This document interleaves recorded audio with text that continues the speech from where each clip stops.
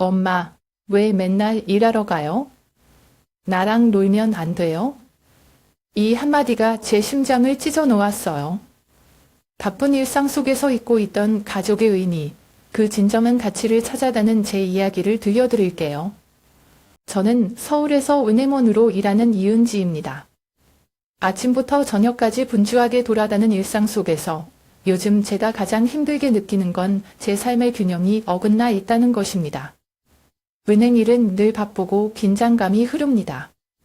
고객의 문의를 처리하고 보고서를 작성하고 마감 시간에 맞춰 일정을 조율하다 보면 퇴근 시간은 어느새 늦어져 있긴 합니다.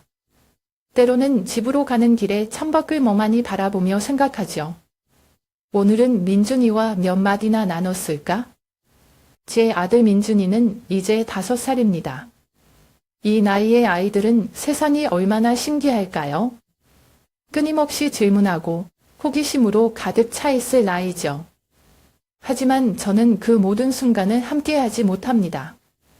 아침에 출근하면서 엄마 금방 올게 라고 말하지만 돌아올 땐 이미 민준이가 잠들어 있을 때가 많습니다. 한 번은 아침에 제가 준비하는 모습을 보고 민준이가 물었어요. 엄마는 왜 맨날 일하러 가요? 나랑 놀면 안 돼요? 그 질문이 제 마음을 후벼 팠습니다. 아이는 단순히 놀고 싶은 마음에 물어봤겠지만 저는 그 말 속에서 제가 얼마나 아이의 시간에 공백을 남기고 있는지 느꼈습니다. 남편 도훈 씨는 엔지니어로 일하고 있는데 일이 바쁜 데다 출장도 잦습니다. 어떤 때는 며칠씩 집에 못 들어올 때도 많아요. 그래서 아이를 돌보는 대부분의 책임이 제게 있습니다. 아이와 함께 있을 시간은 많지 않지만 집안일까지 챙기다 보면 제 에너지는 이미 바닥입니다. 주말에도 온전히 쉬기가 어렵습니다. 밀린 빨래와 청소를 하고 나면 하루가 훌쩍 지나가 있곤 하죠. 그럴 때마다 저는 가끔 생각합니다. 이게 정말 내가 원하던 삶일까? 서울이라는 도시는 늘 분주하고 화려하지만 그 속에서 저는 자주 외로움을 느낍니다. 아파트 단지 내 이웃들과 가끔 마주쳐도 간단한 인사만 주고받을 뿐입니다.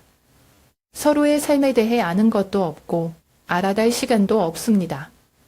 민준이와 함께 놀이터에 나가도 주변의 엄마들과 어울리기보다는 휴대폰으로 업무 이메일을 확인하고 있곤 합니다. 그런 제가 쉬워질 때도 많아요. 한 번은 민준이가 저를 보며 엄마는 왜 맨날 바빠요? 라고 물었을 때 저는 무슨 말을 해야 할지 몰랐습니다. 엄마가 일을 안 하면 우리가 어떻게 살겠니? 라고 답했지만 그 말이 아이에게 이해되었을지는 모르겠어요. 아이는 단지 엄마와 함께 있고 싶어 했을 뿐인데 저는 그런 간단한 바람조차 제대로 들어줄 수 없었습니다.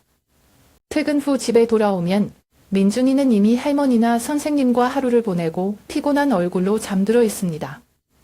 저는 그런 민준이를 보며 늘 죄책감을 느낍니다. 일을 하면서도 아이와 더 많은 시간을 보내고 싶다는 마음과 경제적인 책임을 다해야 한다는 압박감 사이에서 끊임없이 갈등합니다. 어느 쪽도 포기할 수 없으니 결국 그 모든 짐은 제 어깨에 남습니다. 가끔씩 남편과 이야기를 나눌 때면 저도 모르게 서운함이 터져나올 때가 있습니다. 왜 출장만 다니고 집에는 제대로 못 있어? 라고 말하고 나서 후회하죠. 남편도 본인의 일을 열심히 하고 있는 걸 알고 있습니다. 하지만 서로의 입장에서 충분히 이해하지 못하다 보니 감정이 쌓이는 건 어쩔 수 없습니다. 민준이가 저희의 이런 모습을 보지 않았으면 좋겠다고 생각하면서도 그 바람을 지키기 쉽지 않네요.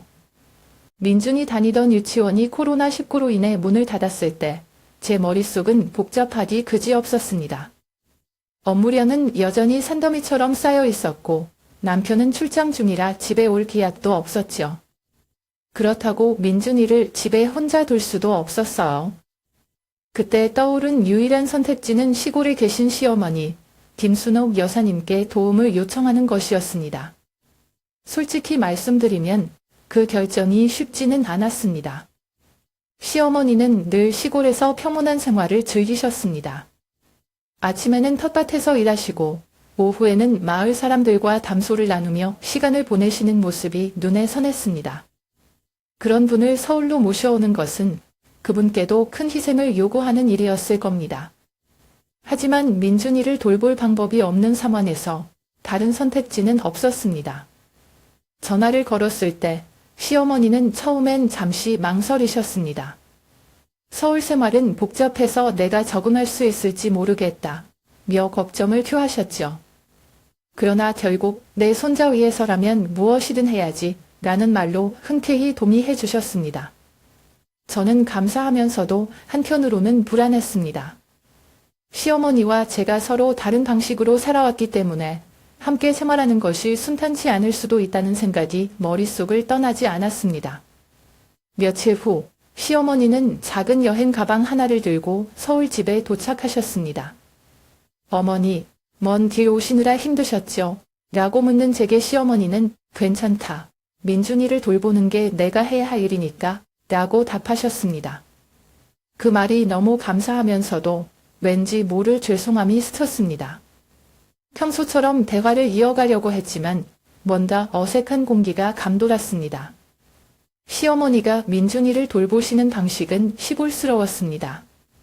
아침에는 간단한 국과 김치로 밥상을 차리고 낮에는 민준이와 함께 밖에서 시간을 보내셨습니다. 처음에는 도시 생활도 적응하실 시간이 필요하겠지 라고 이해하려 했습니다. 하지만 시간이 지날수록 마음 한구석이 불편해졌습니다. 시어머니 순옥 씨는 민준이를 돌보는 데 있어서 자신의 방식, 그러니까 시골에서 익숙하셨던 전통적인 방법을 사용하셨습니다. 아침이면 간단한 국과 나물 반찬으로 식탁을 차리셨고 점심 이후에는 민준이를 데리고 근처 공원이나 아파트 단지 내 놀이터에 나가셨습니다. 처음에는 저도 어머니의 방식이 나쁘다고는 생각하지 않았습니다. 아이가 자연 속에서 뛰어노는 건 좋은 일일 수도 있으니까요. 하지만 점점 제 눈에는 어머니의 행동 하나하나가 불안하게 보이기 시작했습니다. 어머니, 민준이를 밖에 그렇게 오래 두시면 안 돼요. 여기 공기는 시골과 달라서 먼지도 많고 더 위험할 수도 있어요. 어느 날 집에 돌아온 민준이가 얼굴이 벌겋게 달아오르고 손이 흙투성이가 된 걸 보자마자 저는 목소리가 높아졌습니다. 어머니는 밖에서 조금 뛰어노는 게 건강에 더 좋지 않겠니? 라고 조심스레 말씀하셨지만 저는 그 말을 받아들이기가 어려웠습니다. 여긴 도시예요. 어머니. 그냥 닭이라고 해서 다 좋은 게 아니에요. 어머니의 표정이 순간 어두워졌지만 아무런 대꾸도 하지 않으셨습니다. 어머니의 그런 침묵이 오히려 저를 더 답답하게 만들었습니다. 제가 무슨 말을 해도 고개만 끄덕이며 그대로 받아들이는 듯한 모습에 제 안의 불만은 점점 쌓여갔습니다. 한 번은 어머니께서 민준이를 위해 된장국과 나물 반찬을 준비하셨는데 저는 요즘 애들은 이런 거 잘 안 먹어요. 색다른 반찬을 만들어 주시면 안 될까요? 라고 말했습니다. 사실 민준이는 나물 반찬을 잘 먹었지만 저는 왠지 그 상황이 마음에 들지 않았습니다. 어머니는 그럼 다음엔 내가 원하는 대로 해볼게 라고 하시며 부엌으로 돌아가셨습니다. 그런 모습을 볼 때마다 죄송함과 짜증이 뒤섞인 복잡한 감정이 들었습니다. 가끔 민준이가 어머니께 할머니, 나 또 나가서 놀고 싶어요 라고 말할 때 저는 민준이를 향해 너무 오래 놀면 병 걸릴 수도 있어 라고 핀잔을 주곤 했습니다. 그러면 어머니는 아이한테 너무 야단치지 말아라. 아이는 놀면서 배우는 거란다 라고 조용히 말씀하시고 했습니다. 그런 말들이 저를 더 민감하게 만들었습니다. 어머니는 왜 이렇게 제 방식은 이해하려 하지 않으실까 하는 생각에 점점 스트레스를 받았습니다.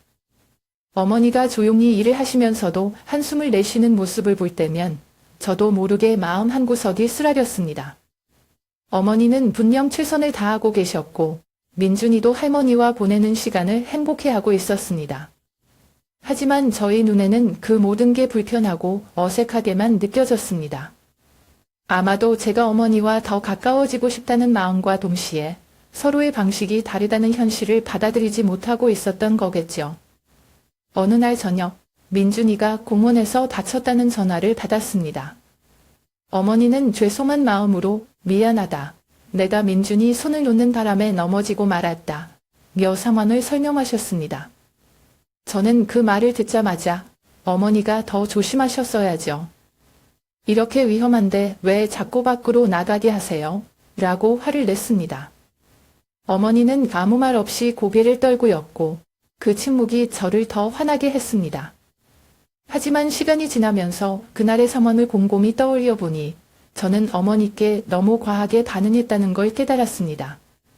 어머니는 민준이를 위해 무엇이든 최선을 다하려고 하셨습니다. 그럼에도 저는 작은 실수에 대해 지나치게 예민하게 반응했고 어머니께서 느끼셨을 감정은 생각하지 않았습니다. 어느 날 오후 은행에서 서류를 정리하고 있던 저는 평소와 다를 것 없는 하루를 보내고 있었습니다.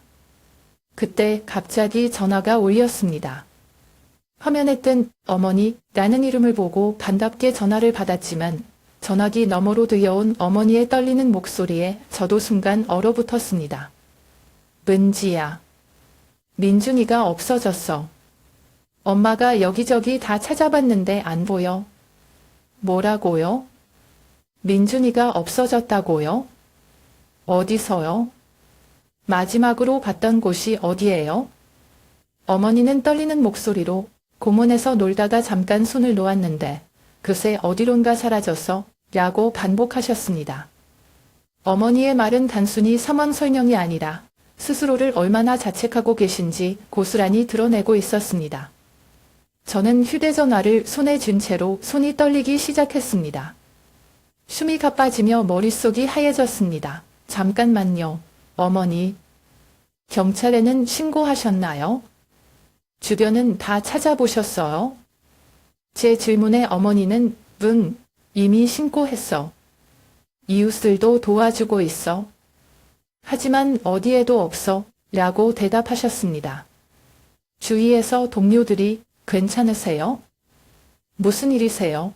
라고 물었지만 저는 그들의 말을 들을 틈도 없이 자리를 박차고 일어나 곧바로 은행을 뛰쳐나왔습니다. 엘리베이터조차 기다릴 여유가 없어서 계단을 2칸씩 뛰어내려 주차장으로 향했습니다. 운전을 시작하면서도 제 손은 여전히 떨리고 있었습니다. 머릿속에는 온갖 최악의 상상들이 휘몰아쳤습니다. 혹시 아이가 길을 잃고 울고 있는 건 아닐까? 아니면 누군가 데려간 건 아닐까? 민준이가 다치기라도 하면 어떡하지? 이런 생각들이 꼬리를 물고 떠올랐고 제 가슴은 점점 더 답답해졌습니다. 동시에 어머니에 대한 감정도 복잡하게 얽혔습니다. 왜 손을 놓았을까? 어머니가 조금만 더 신경 썼다면 이런 일이 일어나지 않았을 텐데. 하지만 이내 그런 생각조차 밀어내고 오직 한 가지, 민준이를 찾아야 한다는 절박함에 사로잡혔습니다. 집에 도착했을 때 이미 주변 이웃들과 경찰이 모여 있었습니다. 몇몇은 고문을 중심으로 여기저기를 수색하고 있었고 다른 몇몇은 근처 CCTV를 확인하기 위해 나섰습니다. 어머니는 공원 입구에 서서 얼굴이 새하얗게 질려 있었습니다. 저를 보자마자 어머니는 울먹이며 말씀하셨습니다. 은지야, 엄마가 잘못했어. 잠깐 민준이 손을 놓았는데 그새 어디론가 가버렸어. 찾는 동안 나는 공원의 정문 앞에 서 있는 그녀를 보고 당황한 표정을 지었다. 나는 화를 참지 못하고 소리쳤다. 어머니, 어떻게 아이를 잃어버릴 수가 있어요? 민준이를 돌보는 것밖에 안 했잖아요. 그마저도 제대로 못하시면 어떻게 하라는 거예요? 어머니는 제 말을 듣고 아무 대답도 하지 않으셨습니다. 대신 고개를 숙이고 떨리는 손으로 눈가를 훔치셨습니다. 그 침묵은 오히려 저를 더 화나게 했습니다. 제가 어머니를 얼마나 믿고 부탁했는데 이게 어머니가 보여주신 믿음이에요? 제 목소리는 점점 더 커졌고 주변에 있던 몇몇 사람들이 곤란한 표정으로 저희를 힐끔거렸습니다. 하지만 그들의 시선은 그 순간 저에게 아무런 의미가 없었습니다. 제 안에는 분노와 두려움, 그리고 죄책감이 뒤섞인 감정들로 가득 차 있었습니다. 조금 시간이 지나자 어머니는 떨리는 목소리로 말씀을 꺼내셨습니다. 민준이가 아이스크림을 먹고 싶다고 해서 내가 사주겠다고 했어. 그런데 지갑에서 돈을 찾는 사이에 그새 아이가 사라졌어. 내가 아무리 불러도 대답이 없어서 그때부터 찾으려고 여기저기 뛰어다녀서 어머니의 목소리는 눈물로 젖어 있었고 말끝마다 죄책감이 묻어났습니다.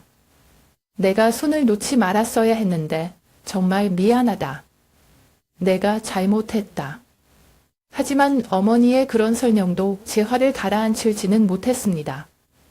오히려 그 이야기를 들으니 더 화가 치밀어 올랐습니다. 아이스크림 하나 때문에 아이를 잃어버리신 거예요? 여기가 얼마나 위험한 곳인지 모르세요? 왜 그렇게 부주의하신 거예요? 제 말은 점점 날카로워졌고 어머니의 눈에는 더 많은 눈물이 고였습니다. 어머니는 다시 한번 고개를 숙이고 작은 목소리로 말씀하셨습니다. 내가 너무 어리석었어. 미안하다, 은지야. 그 순간에도 저는 어머니를 이해하려는 여유가 없었습니다.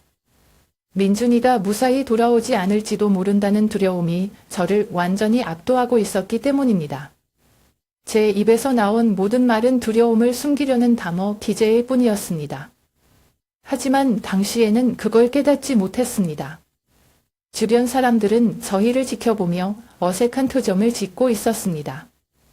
한 이웃은 조심스럽게 다가와 아이를 찾는 게 우선인 것 같아요. 너무 자책하지 마세요. 라고 말했지만 그 말도 제 귀에는 들어오지 않았습니다. 저는 어머니를 향해 더 이상 말을 잇지 못한 채 그대로 뒤돌아섰습니다. 화가 나기도 했지만 동시에 가슴 한켠에서는 어머니의 모습을 보고 미묘한 죄책감이 고개를 들고 있었습니다. 그날 어머니의 얼굴은 잊을 수가 없습니다. 그저 울먹이며 자신의 손실감을 삼키고 있는 모습은 마치 큰 상처를 받은 사람처럼 보였습니다. 그럼에도 저는 그때 그런 어머니를 위로할 수 있는 여유가 없었습니다.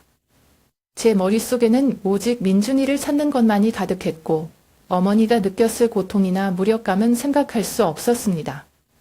하지만 시간이 흐를수록 어머니의 떨리는 목소리와 눈물을 떠올리며 제 말들이 얼마나 상처가 되었을지를 생각하지 않을 수 없었습니다.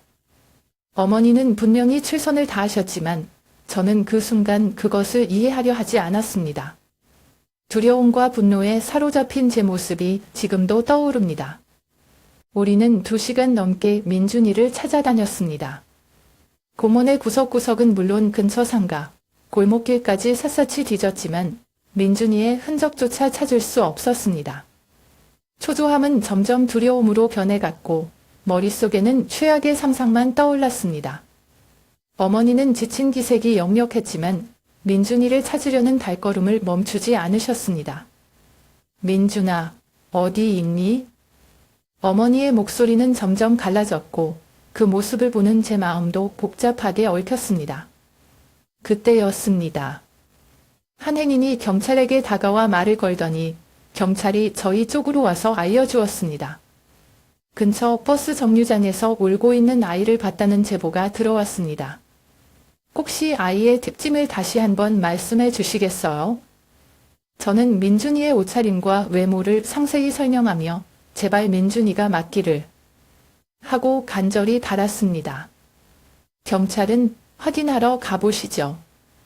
우리도 동행하겠습니다. 라고 말했고 어머니와 저는 곧바로 제보된 장소로 달려갔습니다. 버스 정류장에 도착했을 때 정말로 민준이가 벤치에 앉아 있었습니다. 아이의 눈은 빨갛게 부어 있었고 어깨를 들썩이며 계속 훌쩍이고 있었습니다. 그 모습을 본 순간 저는 말 그대로 다리가 풀렸습니다. 민준아. 하고 소리치며 달려가 아이를 끌어안았습니다. 제 눈에서는 눈물이 멈추지 않았습니다. 너 어디 갔던 거야? 왜 이렇게 엄마를 놀라게 했어? 괜찮아? 다친 데는 없어? 제가 아이를 안고 물어보자 민준이는 고개를 숙인 채 조그맣게 대답했습니다. 엄마, 미안해요. 아이스크림 아저씨를 따라가고 싶어서. 그런데 길을 잃어버렸어요. 그 말을 듣는 순간 저는 울음이 터져 나왔습니다. 안도와 분노가 뒤섞여 제 마음속에서 엉켜 있었습니다. 엄마랑 할머니가 얼마나 걱정했는지 아니? 민준이를 꼭 안으며 말했지만 제 목소리는 여전히 떨리고 있었습니다. 그때 뒤따라온 어머니가 민준이에게 다가오셨습니다. 민준아, 다행이다. 정말 다행이야. 어머니는 아이를 한참 동안 말없이 안고 계셨습니다. 하지만 저는 여전히 어머니를 바라보는 마음이 편치 않았습니다. 민준이가 무사히 돌아온 것에 감사하면서도 제 안에는 어머니를 탓하고 싶은 마음이 사라지지 않았습니다. 만약 어머니가 조금만 더 신경 썼다면 이런 일은 없었을 거예요. 저는 무의식적으로 말을 내뱉었습니다. 제 말에 어머니는 아무 대꾸도 하지 않으셨지만 그 순간 어머니의 얼굴에 스치는 슬픔과 자책의 흔적을 읽을 수 있었습니다. 주변의 침묵이 더 무겁게 느껴졌고 저는 그 무게를 견딜 수 없을 정도로 답답함을 느꼈습니다. 돌아오는 길, 민준이는 제 옆에서 잠들었습니다. 긴장했던 탓인지 금세 골아떨어졌지만 저는 한시도 마음을 놓을 수 없었습니다. 어머니는 조용히 뒷좌석에 앉아 계셨고 창밖을 바라보며 아무 말도 하지 않으셨습니다. 어머니의 눈가에는 여전히 눈물이 맺혀 있었습니다. 그 순간 저는 어머니께 조금 더 부드럽게 대하지 못한 제 자신이 한편으로 미워졌습니다. 그날 일이 끝난 뒤로 어머니는 눈에 띄게 조용해지셨습니다. 평소라면 민준이와 함께 웃으며 장난치시거나 저녁 준비를 하며 이런저런 대화를 나누셨겠지만 그날은 아무 말씀도 없으셨습니다. 부엌에서 저녁을 준비하시던 어머니는 한숨을 내쉬며 고개를 떨군 채 무언가 생각에 잠기신 듯 보였습니다. 저도 어머니와 말을 나누고 싶었지만 어떻게 대화를 시작해야 할지 몰라 그저 침묵을 지켰습니다. 그날 밤 어머니와 남편은 조용히 대화를 나누셨습니다. 남편이 작은 목소리로 어머니, 오늘 많이 힘드셨죠? 그래도 민준이가 무사히 돌아와서 다행이에요. 라고 위로하려 했지만 어머니는 고개를 저으며 말씀하셨습니다. 아니다. 내가 잘못했다. 내가 좀 더 조심했어야 했는데. 내가 믿고 나를 불러준 건데 이렇게 민준이를 잃어버릴 뻔했으니 내가 무슨 얼굴로 여기 더 있을 수 있겠니? 남편은 당황한 듯 어머니를 붙잡고 어머니, 그런 말씀 마세요. 어머니께서 최선을 다하셨잖아요. 저희도 알고 있어요. 라고 했습니다. 하지만 어머니는 단호히 말씀하셨습니다. 아니다. 도훈아. 나는 여기 서울 생활에 적응하지 못하는 것 같다. 내가 도리어 너희에게 짐이 되는 것 같아 마음이 무겁다. 그냥 내일 아침에 내려가겠다. 남편은 어머니를 붙잡고 계속 설득하려 했습니다. 어머니, 저희는 어머니가 필요해요. 민준이도 어머니를 정말 좋아하고요. 그냥 이번 일은 실수였다고 생각하세요. 저희도 아이를 키우다 보면 이런 일이 있을 수 있다는 걸 알고 있어요. 하지만 어머니는 고개를 숙인 채 조용히 말씀하셨습니다. 그래도 나는 내 몫을 다하지 못한 것 같구나. 더 이상 여기서 민준이를 돌보는 게 두렵다. 내가 또 실수하면 어떻게 하겠니? 저는 문 너머로 그 대화를 들으며 가슴이 찢어지는 것 같았습니다. 어머니의 마음이 얼마나 무거운지, 얼마나 스스로를 탓하고 계신지 뻔히 보았기 때문입니다. 하지만 이상하게도 그 순간에도 저는 담으로 들어가 어머니께 죄송하다고 말할 용기가 나지 않았습니다.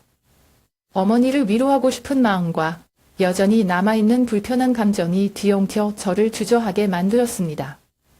다음 날 아침, 어머니는 일찍 일어나 조용히 짐을 싸셨습니다.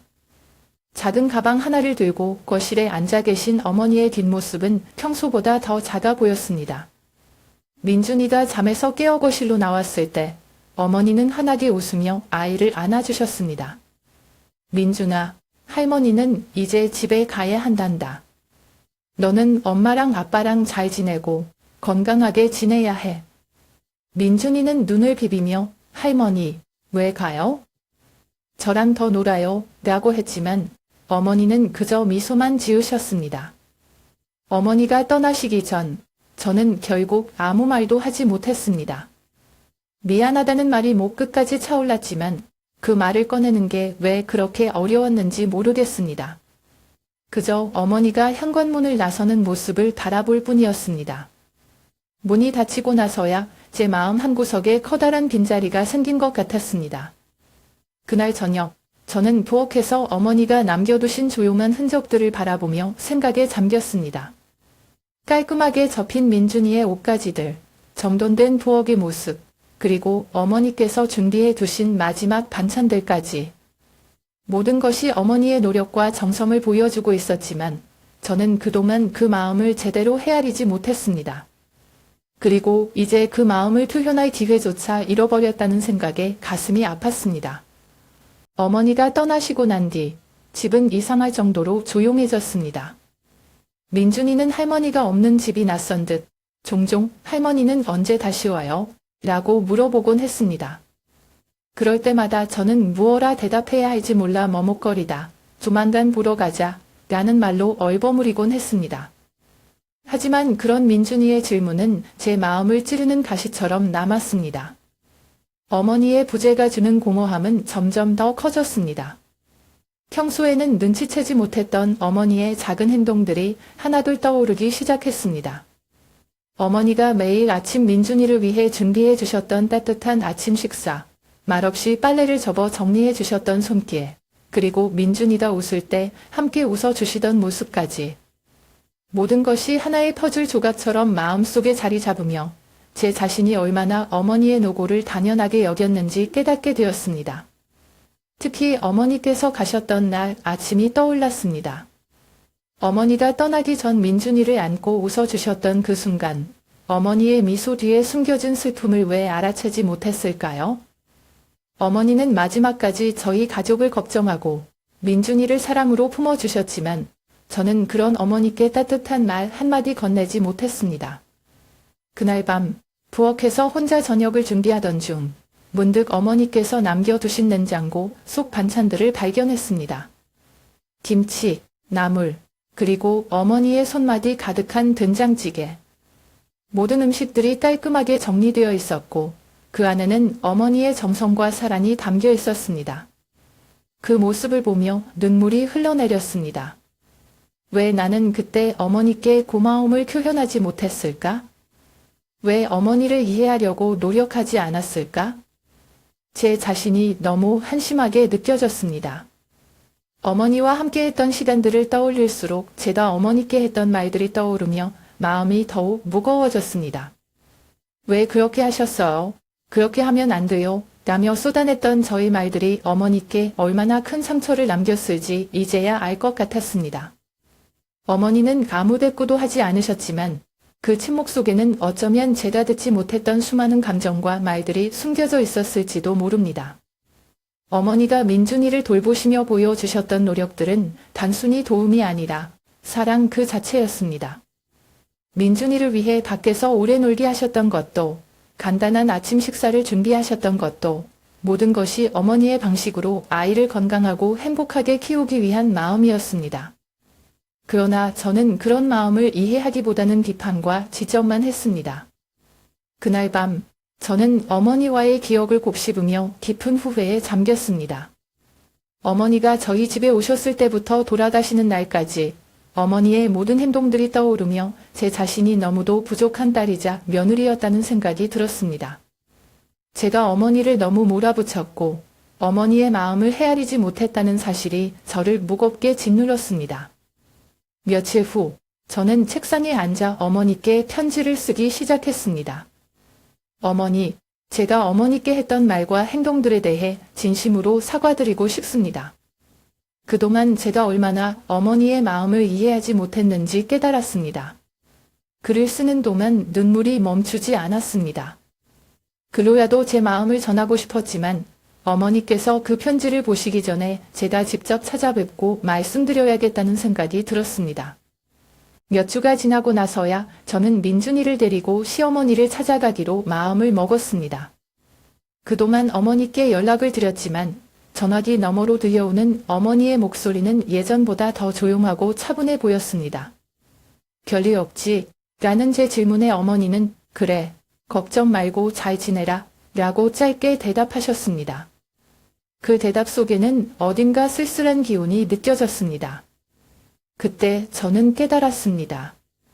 어머니가 얼마나 외롭고 힘드셨을지, 그리고 제가 어머니께 얼마나 많은 상처를 남겼는지. 더 이상 미룰 수 없다는 생각이 들어 바로 주말에 시골로 내려가기로 했습니다. 차로 몇 시간을 달려 어머니의 집에 도착했을 때 민준이는 차에서 내리자마자 할머니 라고 소리치며 뛰어갔습니다. 어머니는 텃밭에서 일하고 계셨는데 손에 호미를 들고 흙을 다듬던 모습 그대로 멈추신 채 민준이를 바라보셨습니다. 민준이가 어머니를 껴안으며 할머니 너무 보고 싶었어요 라고 말하자 어머니는 손을 떨며 민준이를 꼭 안으셨습니다. 그래, 그래. 우리 민준이가 이렇게 건강하게 잘 있구나. 보고 싶었다. 어머니의 눈가에는 이미 눈물이 고여 있었습니다. 저는 그 모습을 보며 가슴이 먹먹해졌습니다. 민준이를 끌어안고 눈물을 참으려 애쓰시는 어머니의 모습은 제가 기억하던 강하고 든든했던 어머니와는 사뭇 달라 보였습니다. 민준이와 잠시 인사를 나누신 뒤 어머니는 저를 보며 조용히 미소를 지으셨습니다.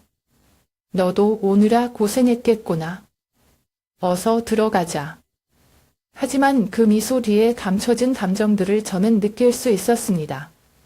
어머니는 말하지 않으셨지만 그동안 얼마나 많은 생각과 감정을 안고 계셨을지 상상이 됐습니다. 집에 들어가기 전 저는 어머니께 다가가 고개를 숙였습니다. 어머니, 제가 잘못했습니다. 그동안 어머니께 너무 많이 상처를 드렸어요. 제가 더 잘했어야 했는데 그러지 못했어요. 제 목소리는 떨리고 있었습니다.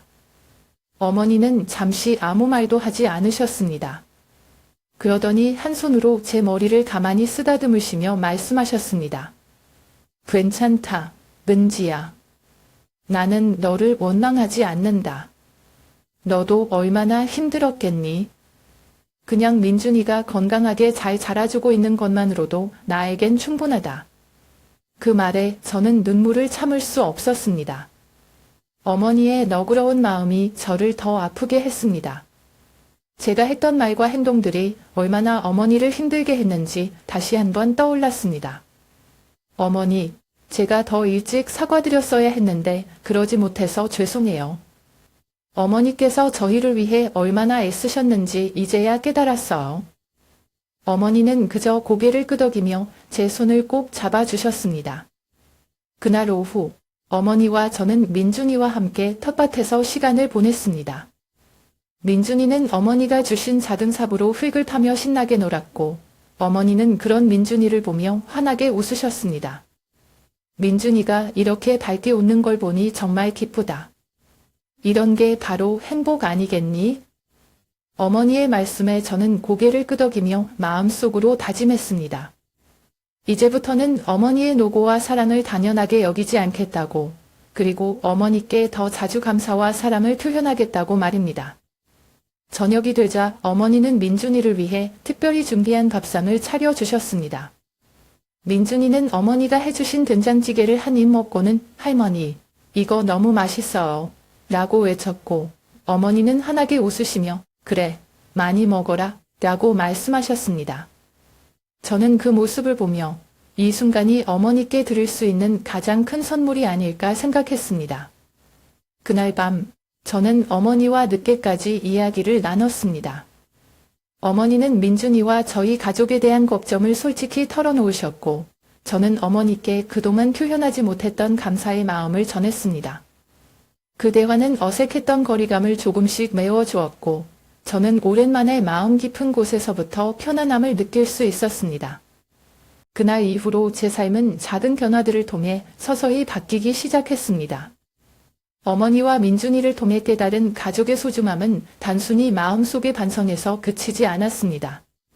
저는 진정으로 그 가치를 실천하며 살아가기로 결심했습니다. 그리고 그 결심은 일상 속에서 나타나기 시작했습니다. 우선 저는 민준이와 보내는 시간을 더 많이 만들기 위해 노력했습니다. 퇴근 후에는 더 이상 업무에 집착하지 않고 민준이와 시간을 보내는 데 집중했습니다. 처음엔 쉽지 않았습니다. 회사에서 쏟아지는 이메일과 해결해야 할 업무들이 머릿속에서 떠나지 않았기 때문입니다. 그러나 민준이와 함께 놀이터에 나가거나 간단한 요리를 함께 만들며 웃음을 나누는 순간들 속에서 저는 점점 행복을 느끼기 시작했습니다. 어느 날 민준이가 제게 이렇게 말했습니다. 엄마, 요즘 엄마랑 노는 시간이 많아져서 너무 좋아요. 그 말에 저는 가슴이 따뜻해지며 동시에 죄책감도 느꼈습니다. 민준이가 말하지 않아도 저는 그동안 아이가 얼마나 제 사랑과 관심을 원했는지 알게 되었습니다. 민준이와의 관계는 이렇게 조금씩 회복되어 갔습니다. 또한 저는 주말마다 민준이를 데리고 어머니를 찾아뵙기 시작했습니다. 처음에는 어머니께 죄송한 마음이 앞서 방문이 쉽지 않았습니다. 그러나 민준이가 할머니 댁에 또 가요? 라며 신난 목소리로 묻는 모습을 볼 때마다 저는 어머니를 찾아뵙는 일이 단순한 의무가 아니라 가족 간의 연결을 다시 만드는 시간임을 깨달았습니다. 어머니의 집에 도착할 때마다 어머니는 민준이를 환한 웃음으로 맞아주셨습니다. 우리 민준이가 왔구나. 할머니가 얼마나 보고 싶었는지 알아? 어머니의 목소리는 늘 따뜻했고 민준이는 그런 할머니의 품에 안기며 해맑게 웃었습니다. 민준이가 어머니와 함께 놀 때마다 저는 어머니의 뒷모습을 보며 가슴 깊은 곳에서부터 뭔가 울컥하는 감정을 느끼곤 했습니다. 한 번은 어머니와 민준이가 텃밭에서 함께 일을 하고 있었습니다. 민준이는 작은 삽을 들고 흙을 파며 할머니, 이건 뭐예요? 라고 물었고 어머니는 웃으며 이건 감자라는 거란다. 너도 같이 심어볼래? 라고 대답하셨습니다. 그런 두 사람의 모습을 보며 저는 다시금 생각했습니다. 어머니와 민준이가 만들어가는 이 소박한 시간이야말로 진정한 가족의 행복이 아닐까 하고요. 시간이 흐를수록 어머니와의 대화도 점점 자연스러워졌습니다. 예전에는 어머니께 불만이나 지적을 하기 바빴던 제가 이제는 어머니의 이야기를 들으려 노력하게 되었습니다. 어머니는 민준이에게 옛날 이야기를 들려주며 예전엔 너희 엄마도 이렇게 장난꾸러기 있단다 라고 웃으셨습니다. 저는 그 이야기를 들으며 어머니와의 추억을 되새기고 어머니의 이야기를 통해 더 많은 것을 배우게 되었습니다. 어느 날 저녁 어머니와 함께 차를 마시며 이야기를 나누던 중 어머니께서 이렇게 말씀하셨습니다. 가족이라는 건 서로를 이해하고 아껴주는 게 가장 중요하단다. 너도 얼마나 힘들었을지 안다. 그런데 이렇게 자주 찾아와 주고 민준이와 행복하게 지내는 모습을 보니 정말 고맙구나. 그 말씀에 저는 눈물이 났습니다. 어머니는 언제나 저를 이해하려 노력하셨지만 저는 그러지 못했던 과거가 떠올랐기 때문입니다. 저는 어머니께 진심으로 말씀드렸습니다. 어머니, 제가 많이 부족했어요. 어머니께 너무 많은 상처를 드렸던 것 같아요. 이제라도 어머니께서 저희 곁에 계셔 주셔서 정말 감사해요. 어머니는 조용히 제 손을 잡으며 그렇게 말해주니 고맙구나. 나는 너희가 행복하기만 하면 된다. 라고 말씀하셨습니다. 그 순간 저는 어머니와의 관계가 새로운 단계로 접어들었음을 느꼈습니다. 이제 민준이는 주말마다 할머니와의 시간을 손꼽아 기다립니다.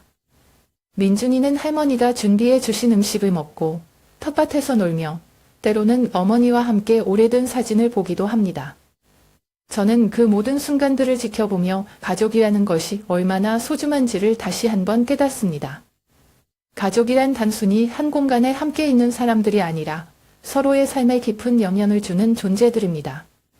서로 다투고 상처를 주기도 하지만 결국에는 서로를 이해하고 사랑으로 품어주는 것이 진정한 가족의 의미라는 것을 배웠습니다. 저는 이제 어머니의 존재를 단순히 도움을 주는 분으로 보지 않습니다. 어머니는 제 삶의 중요한 일부이자 민준이와 저에게 큰 사랑을 주는 소중한 가족입니다. 앞으로도 저는 민준이와 함께 어머니를 자주 찾아뵐 것입니다. 어머니와의 시간을 통해 저희 가족은 더 깊이 연결되고 서로의 마음을 나눌 수 있었습니다. 그리고 저는 어머니께 받은 사랑을 민준이에게 또 제 주변 사람들에게도 전하고 싶습니다. 사랑은 책임이 아니라 마음에서 우러나오는 가장 큰 선물임을 깨달았기 때문입니다.